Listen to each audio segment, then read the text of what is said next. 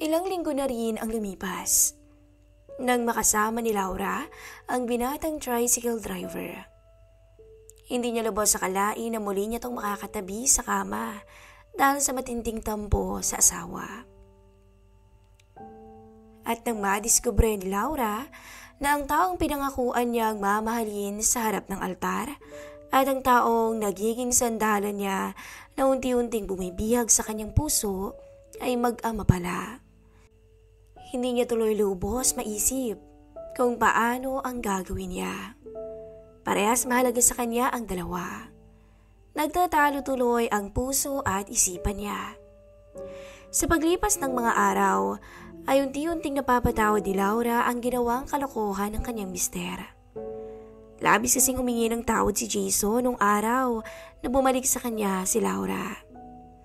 Sa tingin ni Laura ay sincere naman ang mister, kaya pilit na lang niyang kinakalimutan ang mga nangyari. Maagang gumising si Laura para pumunta sa malawak nilang bakuran. Punong-puno ito ng halaman at mga bulaklak. Pagkalabas ay nabungaran agad niya ang gwapong driver niya at ang matandang hardinero. Magkape muna kayong dalawa, sabi ni Laura sa dalawang lalaki na abala sa paglilinis sa bakuran. Napalingon ang mga to sa magandang binibining bumati sa kanila. Magandang umaga sa iyo, Iha. Bati ng matandang hardinero na si Ruel habang nakangiti sa kanya. Tila na tulala naman si Badong sa suot ni Laura. Nakapantulog lang to ng manipis pero mukhang mamahalin. Hulma ang magandang korte ng katawan nito sa suot niya. Para kay Badong ay napakaswerte ng lalaking napangasawa nito. Bahagyang nakaramdam ng inggit si Badong sa mister ni Laura. Nakatabi niya gabi-gabi. At sa malamang ay gabi-gabi ring pinagsasawaan ang magandang babae. Ito ang pangalawang araw ng dalawang magtito na magtrabaho sa bahay ng mag-asawang Laura at Jason.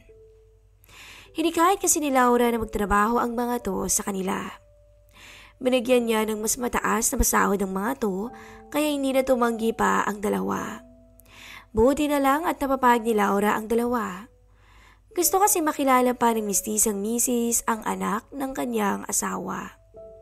Walang kaalam-alam ang mister niya kung sino ang binatang trabahador nila.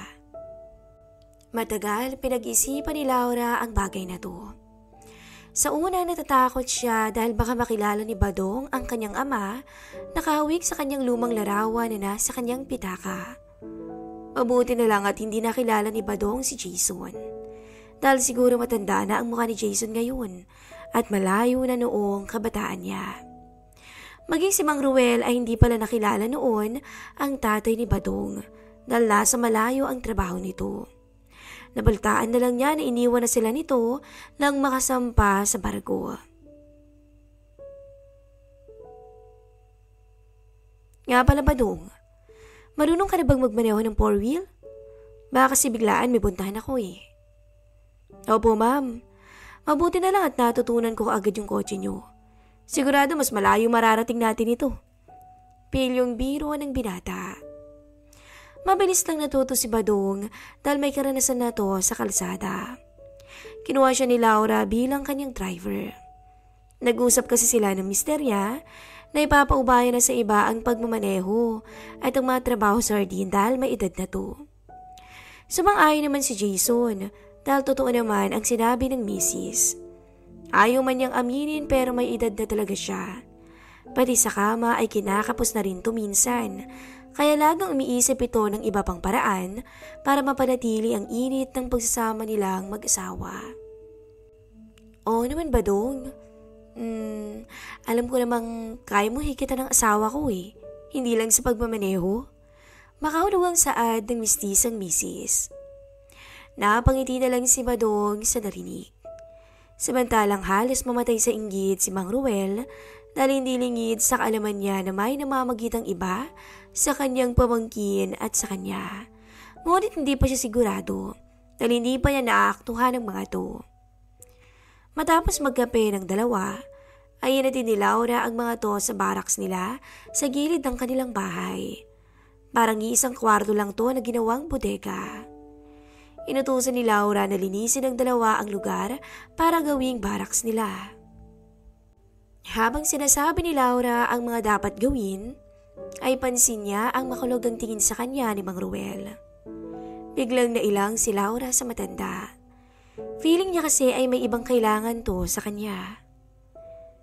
Ayaw na sanang isama pa ni Laura ang matanda para magtrabaho sa kanila, ngunit parang ayaw siyang iwan ni Badong na mag-isa sa lugar nila. Hindi naman masisisi ni Laura ang binata dahil si Ruel ang nagpalaki sa kanya, kaya hinayaan na lamang niya tong sumama. Mang Ruel, bakit ho ganyan kayo makatingin sa akin? Diretsang tanong ni Laura sa matanda. Narinig ni Badong ang mahinahong tanong ni Laura sa kanyang tiyo. Naku ma'am, pasensya ka na ha. Ganito lang siguro ang epekto ng hindi nakapag-asawa. Sa ganda niyo po kasing yan, hindi ko na napigil na hindi tumingin sa'yo, iha. Napangiti na lang si Laura. Naiintindihan naman niya ang matanda dahil tumandang binata to. Pero sa kabilang banda, parang hindi niya lubos maisip na sa edad ni Mang Ruel ay natipuhan pa rin siya nito. Bahagyang natawa na lang si Badong. Hindi niya akalain na pati ang tito niya ay nabihag na rin ni Laura.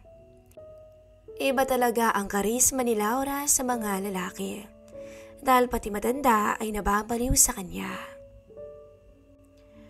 Basta Manong, huwag masyado ha.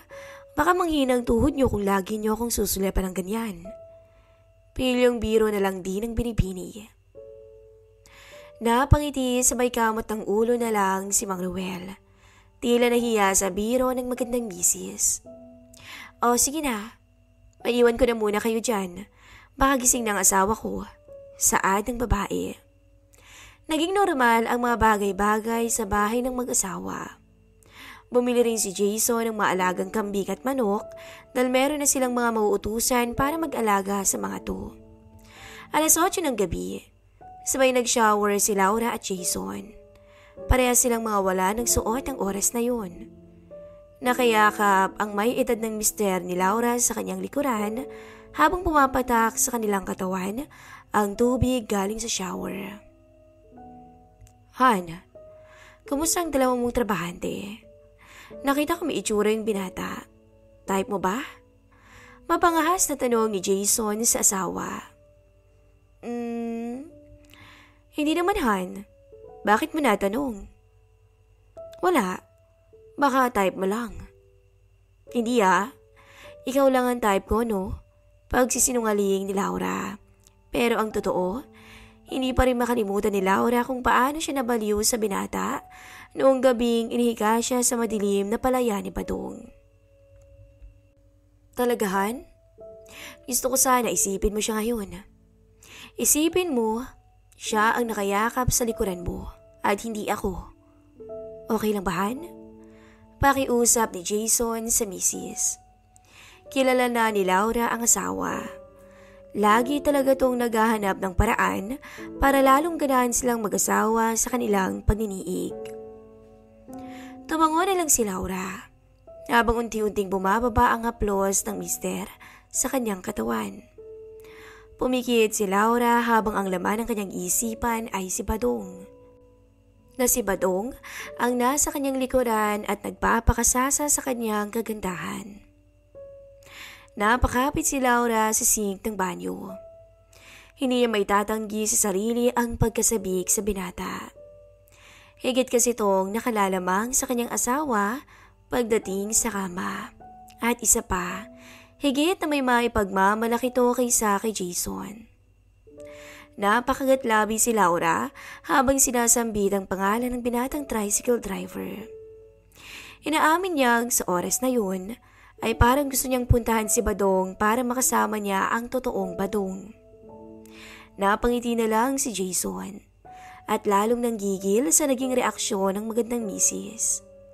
Halos mayanig ang buong pagkatao ni Laura sa ganadong asawa. Nang matapos mag-shower, ay dinala naman ni Jason ang misis sa kwarto nilang mag-asawa para muling pagsuluhan ng malamig na gabi. Matapos ang tagpong yun, ay napansin ni Laura ang pagbabago sa sarili. Parang mas lalo tong mas naging pilya at parang oras-oras itong naghahanap ng lambing ng isang lalaki. Good morning, Badong. Malambing na bati ni Laura sa binatang abala sa pag-alis ng madamo sa paligid ng bakuran. Good morning din po, Miss Laura. Nakangiting sagot ni Badong sa amo.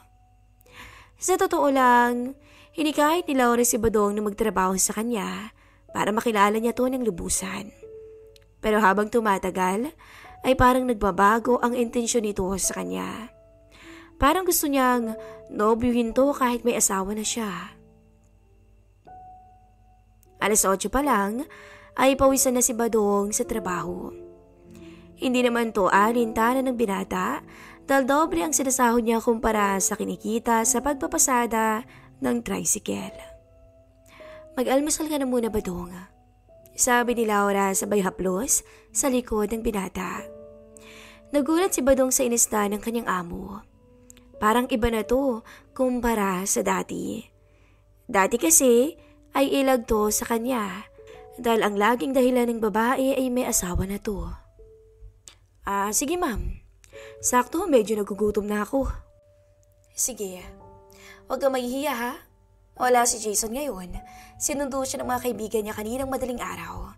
Baka kinabukasan pa ang balik niya. Saad ni Laura. Ang usapan ng mag-asawa ay kung maaari ay huwag na sanang papasukin ang dalawang trabahador nila sa loob ng bahay nilang mag-asawa. Gusto kasi ng privacy ni Jason kahit papaano. Pero hindi yun sinunod ni Laura. Talingid sa kaniman ng mister ay nakapalupit na talaga sa misis niya ang binata kahit noong wala pa ito sa kanila. Halika, tuloy ka. Malambing na saad ni Laura kay Badong. Pagkabukas ng malapad na main door ng bahay nila, ay namangha si Badong. May kalakihan ng salang bumungad sa kanya. At sa pagtapak niya sa loob, ay malamig na simoy ng hangin ang tumama sa kanyang katawan, galing sa malaking aircon sa magkabilang gilid. Wow! Ang yaman niyo pala talaga, ma'am? Manghang saad ng binata. Naku, Badong, yung asawa ko ang mayaman at hindi ako. Sagot naman ni Laura. Hindi masabi ni Laura na ang nagmamay-ari ng malaking bahay na tinatapakan ni Badong ngayon ay ang kanyang tatay. Upo ka muna sa sofa. Ipaghahanda kita ng makakain. Nga pala, nasa si Mang Ruel? Nasa likod po, ma'am. Inaayos yung magiging silungan ng mga kambing at manok. Gusto niyo po tawagin ko? Hayaan mo muna siya, Badong. Mas okay siguro kung masolo rin natin ang isa't isa kahit paminsan-minsan. Piling sambit ng amo. Sa sinabing yun ni Laura ay nagkatinginan silang dalawa. Nangungusap ang mga mata nila na tila alam na ang pwedeng mangyari. Okay lang ba, Badong? Na pakibaba mo munang mga kortina tas pakilak na rin ang pinto para pagbalik ko, wala nang istorbo. Utos ni Laura sa malambing na tono. Alam ni Badong ang ibig sabihin ni Laura. Pero may kaba pa rin to dahil nasa ibang lugar siya ngayon at baka malagay sa alanganin ang buhay niya kapag nahuli sila. Ilang minuto bago bumalik ang mistisang misis at nagulat si Badong kay Laura. Napaka-sexy nito. Nakatapis lang to ng tuwalya habang naglalakad na parang modelo papunta sa kanya. Mapungay ang mga mata ni Laura ng oras na yun. Tila ba nangangailangan talaga ng lambing ng isang lalaki. Matagal-tagal na rin simula nang may mamagitan sa kanila ni Badong.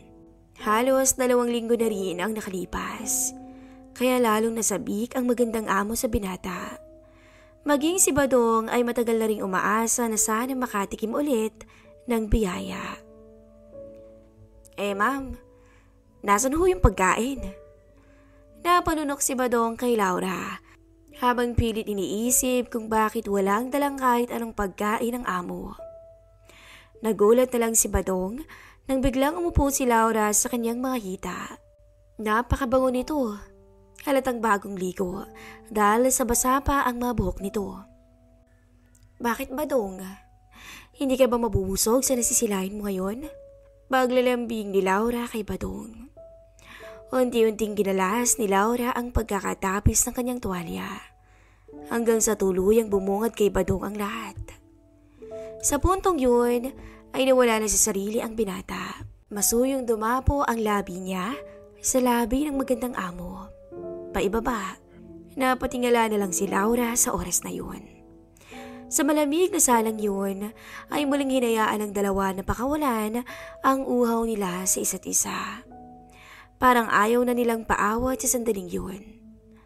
Aminado ang dalawa na namiss nila ang pagkakataon na ganun. Samantala, hindi mapigil ang mistisang amo na bigkasin ang pangalan ni Badong, kasabay ng pag-uga ng matibay at mamahaling sofa nila.